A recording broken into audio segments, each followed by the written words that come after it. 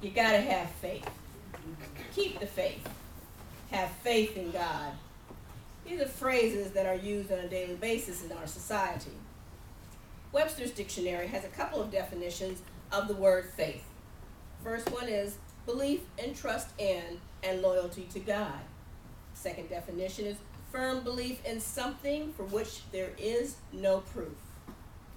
In Hebrews 11:1 we're told, now faith is the assurance of things hoped for, the conviction of things not seen. Now, metaphysically, the word faith is defined as the perceiving power of the mind linked with the power to shape substance.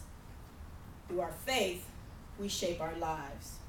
In other words, what we perceive, we mold in our words, thoughts, and actions as a magnetic or attracting energy. And that draws to us its equivalent from the world. If you can see it, if you can perceive it, it must come to be.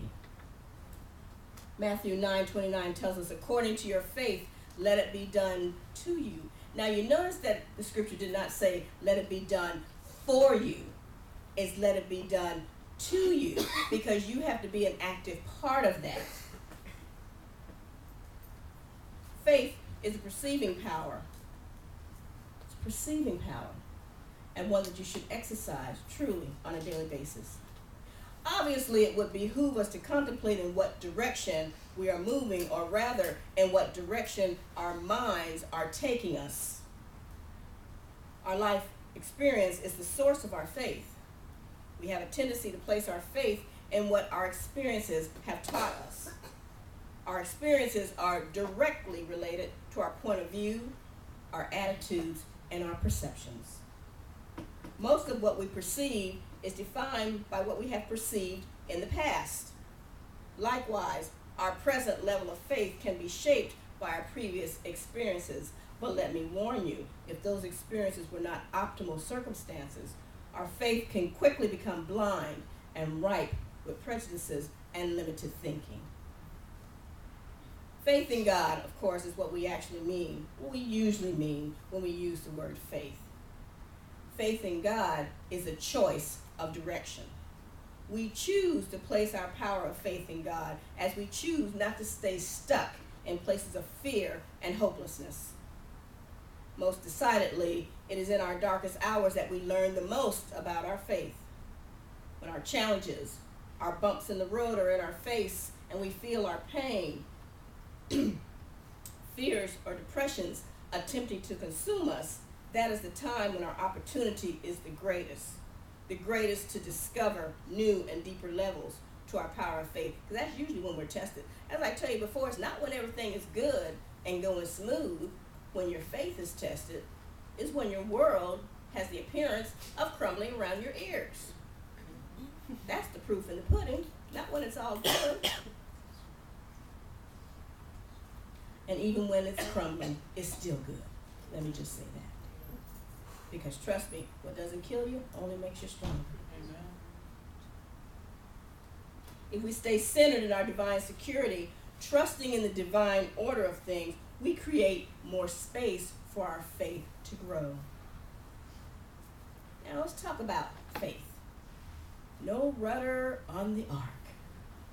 A good example of faith is the story of Noah and the ark, found in the book of Genesis in the Bible.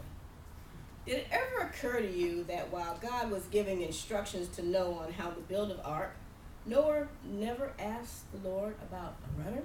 You know, a rudder is what steers the boat.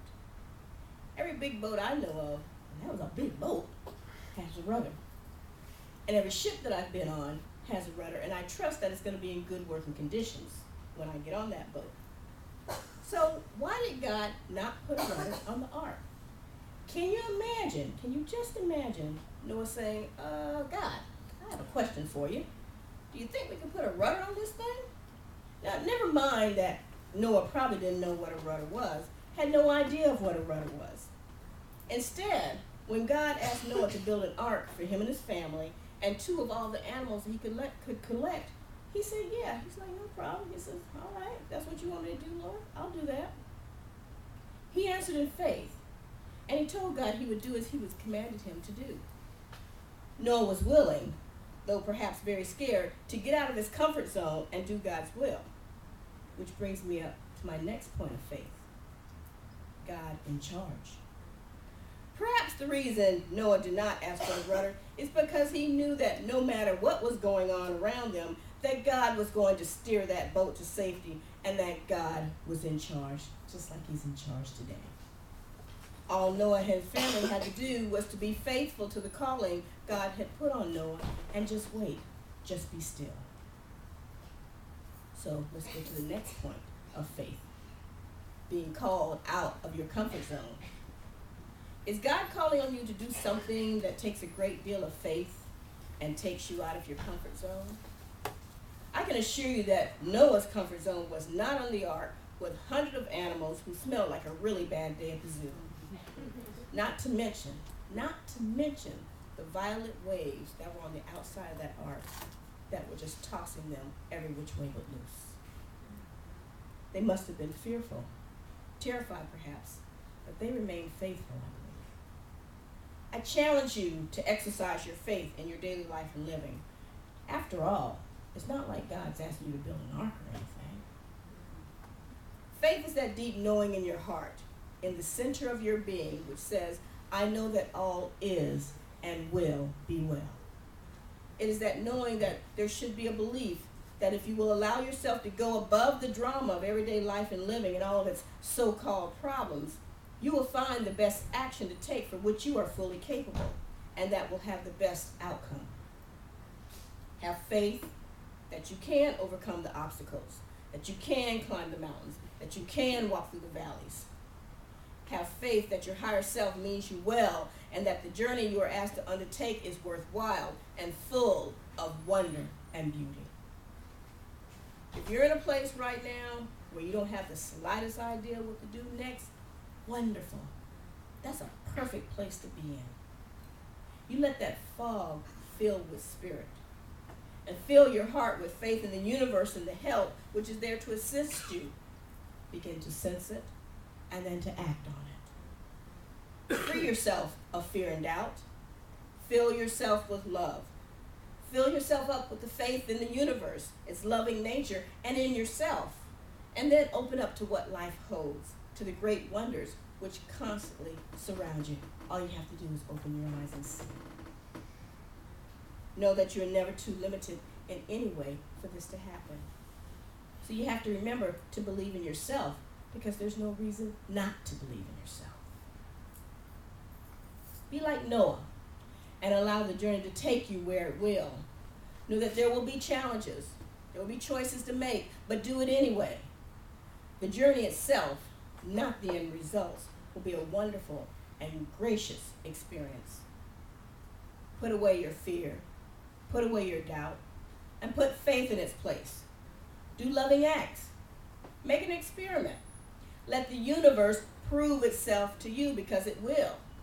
Now you understand, it's okay to let belief follow proof, for the proof will be there every single time.